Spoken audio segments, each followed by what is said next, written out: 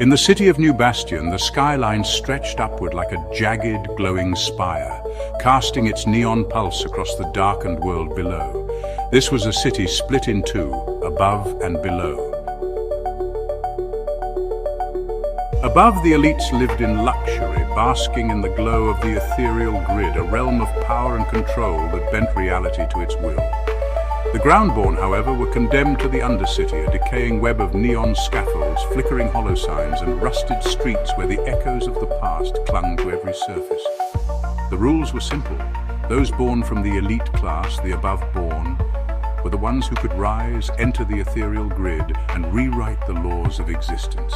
The rest, those born from below, were destined to serve, to toil, and to watch as the world above them continued to tighten its grip on the future.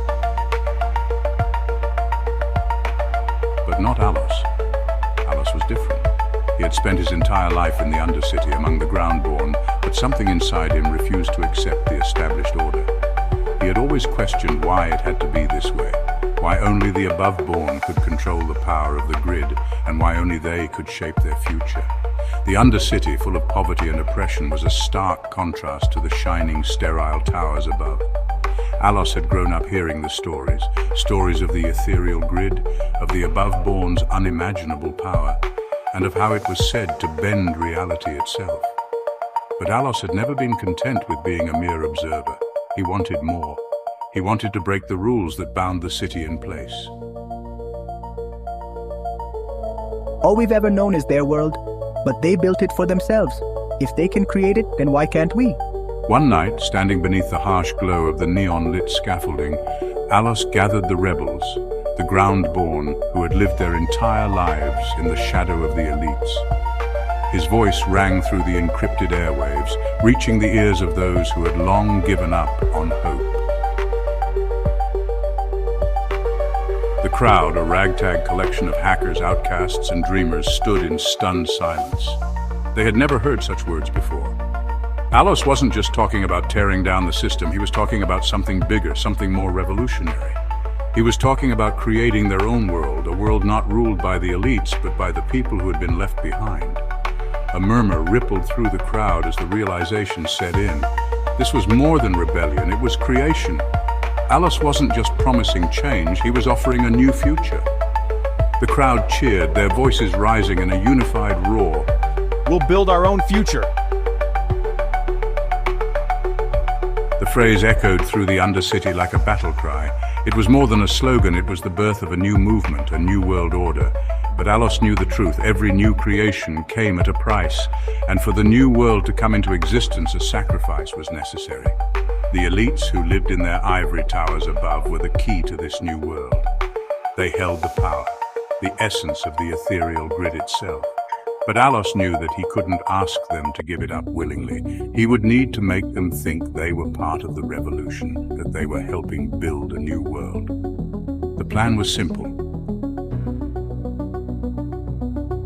Allos and his followers would lure the elites to the sacrificial nexus, an ancient mechanism deep within the undercity where their essence would be drained to fuel the birth of the new world. But Allos was conflicted. Though the plan was clear, a part of him felt uneasy. The sacrifice of the elites, who had never known true suffering, would be a means to an end. The idea of taking their lives, even for the greater good, made him hesitate. As he walked through the abandoned streets of the undercity, he wondered if there was another way. He had already decided that he would lead the revolution, but what if he could offer himself as the sacrifice instead? It would be a choice, a voluntary sacrifice that would be different from the violence he had planned. He stood before the sacrificial nexus, its ancient runes glowing faintly, its purpose long forgotten by most. He stared at the intricate patterns, tracing them with his fingers as if they could offer him some answer. But before he could make a decision, the voice of Vex, a fellow rebel and trusted hacker, crackled through his comms. Are you sure about this, Allos? You could take their place, you could rise, you could have the power to change everything from the top, not the bottom. Why do you want to sacrifice yourself? Allos took a deep breath, his eyes fixed on the nexus before him. The decision felt monumental, an irreversible step toward towards something both terrifying and exhilarating. I don't want to rise. I want to build something new, something that doesn't rely on the elite's power or their control. I want us to have a place, not just a world to serve in. As he spoke, he could feel the weight of the moment pressing down on him. The fate of the undercity of his people rested on his shoulders, and in that moment Allos made a decision. He would offer himself.